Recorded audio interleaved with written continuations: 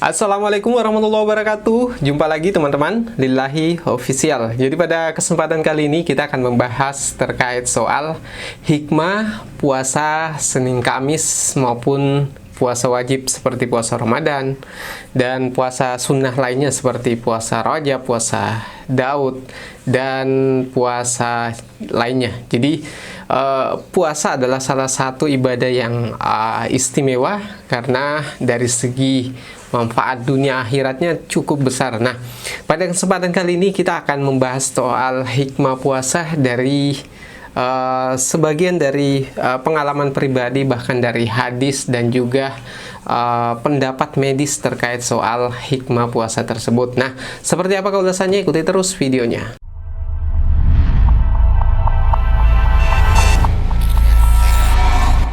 Baik teman-teman Lillahi Official, jadi bicara soal hikmah puasa Senin Kamis ataupun puasa sunnah lainnya. Sebelum mengawali pembahasan kita akan menyampaikan sebuah hadis penting terkait soal puasa. Jadi puasa ini dalam sebuah hadis disampaikan oleh Rasulullah SAW, sumu tasihu, berpuasalah kalian maka kalian akan sehat. Nah, ini banyak diabaikan muslim di seluruh dunia. Mungkin kalau kita dalam keseharian kita ada di sebuah lingkungan, maka bisa jadi orang yang memahami dan mempraktikkan hadis ini hanya segelintir orang saja. Sehingga faktanya wajar kalau umat muslim di dunia masih banyak yang keluar masuk rumah sakit, padahal tuntunannya sudah sangat jelas. Karena Rasulullah SAW yang bersabda bahwa kalau kalian puasa, kalian akan sehat. Artinya bahwa syarat sehat yang disampaikan oleh Islam adalah diantaranya adalah puasa. Nah, kalau Rasulullah sebagai hamba Allah, ciptaan Allah yang paling dicintai, dan segala ucapannya adalah wahyu. Jadi wa ma yantiqu anil hawa in huwa illa wahyun yuha, bahwa tidak ada yang keluar dari mulut Rasulullah kecuali apa yang diwahyukan dari Allah. Dengan kata lain, dari Sang Pencipta sendiri sudah menyampaikan bahwa syarat untuk sehat adalah dengan berpuasa. Di antaranya adalah dengan berpuasa. Bahkan kalau kita memahami hadis ini bahwa bagi seorang muslim untuk mendapatkan kesehatan jauh dari penyakit-penyakit kronis, kanker, gula, lemak, usus rusak dan lain sebagainya, dan termasuk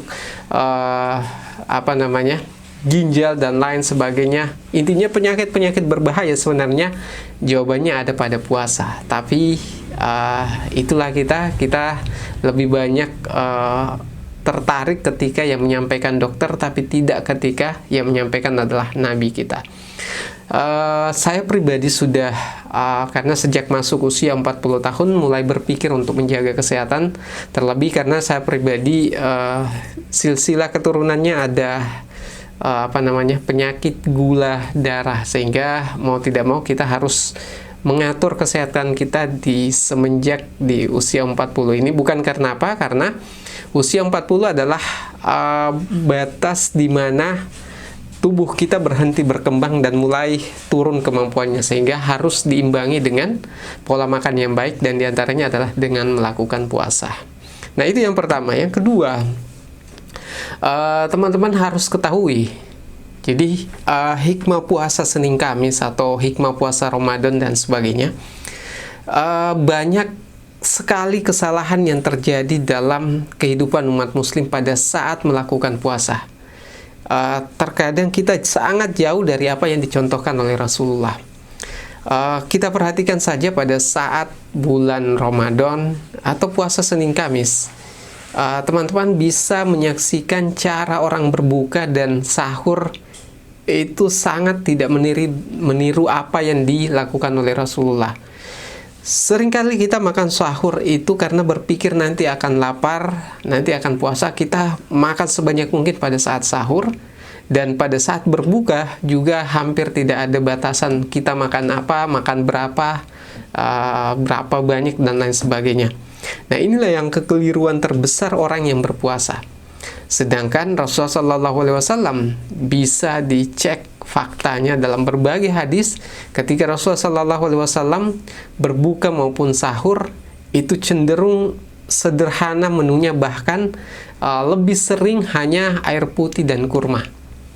Terlebihnya ada kacang-kacangan, kemudian buah seperti anggur. Itu pun kalau Rasulullah SAW memiliki persediaan makanan, tapi dalam faktanya sangat lebih sering tidak ada makanan di rumah Rasulullah kecuali air putih dan kurma.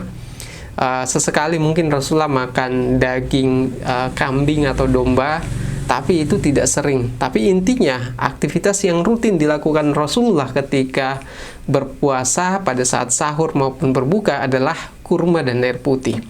Nah, ini yang perlu saya tekankan di sini. Jadi teman-teman,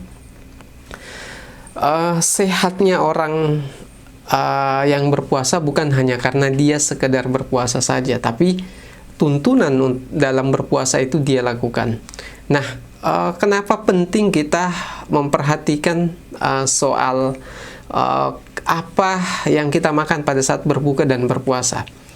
Jadi teman-teman, karena kita berpuasa sebenarnya itu untuk melatih tubuh kita dari rasa lapar, sekaligus membersihkan usus kita yang kotor dari makanan-makanan yang mungkin selama seminggu atau setahun masuk tanpa pernah dibersihkan. Ibarat motor, butuh waktu sehari untuk bisa jalan baik kembali ketika setelah beraktivitas sebulan, 2 bulan, atau 3 bulan. Hanya sayangnya ketika kita sahur misalnya, kemudian makan berlebihan karena khawatir akan lapar, sebenarnya puasa kita itu jauh dari sunnah dan tidak akan bekerja sebagaimana yang disampaikan sumu tasihu. Berpuasalah maka engkau akan sehat. Kenapa? Karena pada saat kita sahur dengan makanan yang over itu teman-teman, maka sebenarnya puasa kita itu tidak terlalu bekerja, tidak sesuai dengan apa yang diharapkan. Karena mulai pagi bahkan sampai sore, perut kita terisi penuh sehingga proses metabolisme tubuh kita, di mana tubuh kita mulai membangun sistem imunnya, kemudian sistem sel-sel utamanya mulai terbentuk, itu tidak terjadi ketika perut kita ternyata tidak kosong pada saat berpuasa. Padahal Nabi mencontohkan makan kurma dan minum air putih seadanya. Saya pribadi merasakan bahwa kurang lebih hampir 2 tahun ini berpuasa Kamis, saya tidak Senin Kamis, Kamis saja, perubahannya terasa beda sekali. Tubuh kita terasa ringan dan terasa fit. Bahkan saya jarang berolahraga, tapi puasa rutin Kamis tubuh kita terasa fit. Karena apa? Saya ketika sahur itu makan paling minum air putih, kemudian sudah giliran waktu sholat ya sholat. Kadang makan, misal ada makanan mungkin pisang atau mungkin ada makanan 2 atau 3 suap saya makan, lalu setelah itu tidak berpikir lagi bahwa saya akan lapar pada saat berpuasa. Dan ternyata praktek yang pribadi saya lakukan ini, ketika itu saya lakukan, ternyata rasanya pada saat kita berpuasa itu hampir sama dengan orang yang tidak berpuasa. Jadi laparnya itu bukan lapar yang pada saat kita tidak berpuasa kemudian belum makan, laparnya beda. Terasa ringan, enteng, dan hampir seperti terasa tidak berpuasa. Karena apa? Karena pada saat kita makan secukupnya, seadanya, kemudian kita menanamkan dalam pikiran kita bahwa kita nanti akan berpuasa, maka perintah otak kepada usus kita, kepada lambung kita, itu akan menyesuaikan dengan aktivitas orang berpuasa. Artinya cara kerjanya akan berbeda pada saat kita niat dan kemudian memang meniatkan untuk berpuasa bukan karena khawatir lapar dan lain sebagainya. Jadi mungkin teman-teman bisa menangkap maksud saya. Jadi hikmah puasa di sini sebisa mungkin kalau teman-teman berpuasa maka jangan khawatir lapar, karena pikiran itu akan mempengaruhi kerja usus kita, kerja lambung kita, dan lain sebagainya. Karena prinsipnya bahwa rasa sakit itu hanya ada di pikiran. Jadi mungkin teman-teman pernah mendengar ucapan seperti itu. Artinya kalau kita khawatir akan lapar, maka kerja usus kita juga akan berbeda. Kalau kita merasa pada saat kita setelah sahur makan seadanya, kita berpuasa dan memang harus seperti itu, maka kerja usus kita juga akan berbeda. Sederhananya, jadi Rasulullah SAW sendiri pernah menyampaikan bahwa dalam sahur itu ada berkah. Sebenarnya yang kita pahami sendiri kalau tadabbur dari hadis tersebut, bahwa berkah itu sebenarnya ketika kita sahur dan kemudian niat di situ, maka kerja organ dalam kita itu akan dipengaruhi dari otak kita karena niat yang kita bacakan pada saat sahur atau sebelum tidur.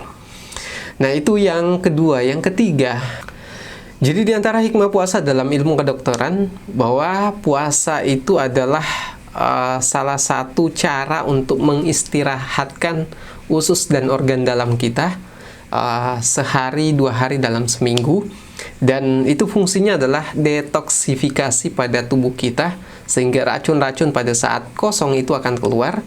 Dan efek dominonya adalah karena perut kita kosong, maka energi itu diambil dari lemak-lemak yang berlebih, sehingga dengan puasa itu bisa menurunkan kadar lemak dalam tubuh kita. Kemudian disampaikan juga bahwa dalam ilmu kesehatan, dengan rasa lapar yang kita alami dari berpuasa, maka itu akan memicu sel-sel induk dalam tubuh kita untuk memproduksi sel darah putih baru yang fungsinya adalah selain sebagai imun tubuh kita, kemudian anti-infeksi pada tubuh kita, itu akan mereproduksi sel-sel baru juga dalam tubuh kita. Selain itu disampaikan bahwa dengan berpuasa juga akan merestar sistem tubuh kita. Jadi akan berbeda orang yang hampir tidak pernah merasakan lapar dengan orang yang sudah melakukan perencanaan setiap hari apa lapar. Itu ada kesempatan bagi tubuh kita untuk beristirahat sejenak, lalu kemudian besoknya kita bisa makan lagi. Disampaikan bahwa ternyata karena Rasulullah SAW juga menyampaikan bahwa tidak ada yang lebih buruk yang dipenuhi dari tubuh anak cucu Adam itu selain perutnya. Kalau dia sering makan terlalu banyak, maka itu akan mempengaruhi kesehatannya. Dan ternyata terbukti bahwa hampir sebagian besar penyakit organ dalam kita itu bisa ditimbulkan dari usus dan lambung kita.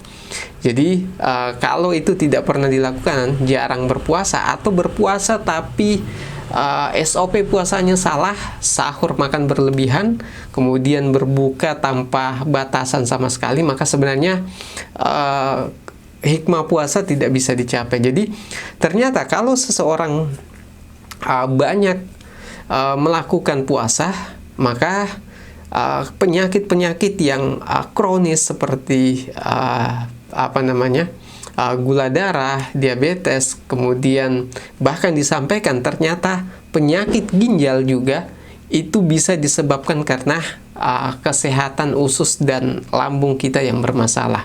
Yang mungkin dari dulu mungkin belum ada yang memahami itu, tapi baru akhir-akhir ini ditemukan seperti itu. Dan itu sudah disampaikan oleh Rasulullah SAW bahwa penyebab penyakit lebih utama adalah dari usus dan perut kita.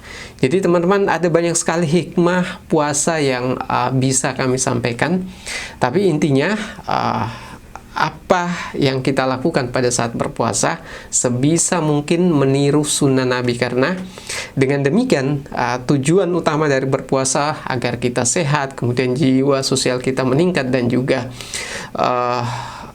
kehidupan dunia akhirat kita juga akan semakin baik nantinya. Karena disampaikan dalam sebuah hadis bahwa kullu amalin ibnu adamah lahu illa shauma fa innahu li wa ana ajzi bih, bahwa segala ibadah anak cucu Adam itu adalah untuknya, tapi khusus untuk puasa fa innahu li wa ana ajzi bih, karena sungguhnya itu untukku kata Allah, dan saya sendiri yang akan membalasnya. Dengan kata lain, bahwa puasa adalah ibadah yang istimewa, sekaligus pahala dari puasa adalah unlimited, karena dalam redaksi hadisnya bahwa Allah sendiri yang akan langsung membalasnya. Yang tidak kita ketahui kadar balasannya seperti apa. Oke teman-teman, Lillahi Official akan banyak sekali konten hikmah, doa, zikir, dan lain sebagainya yang terkait dengan panduan Islam dalam channel ini. Kalau suka video ini silahkan share ke berbagai sosial media, dan jangan lupa komentar di bawah biar semakin ramai. Sekian dari kami. Assalamualaikum warahmatullahi wabarakatuh.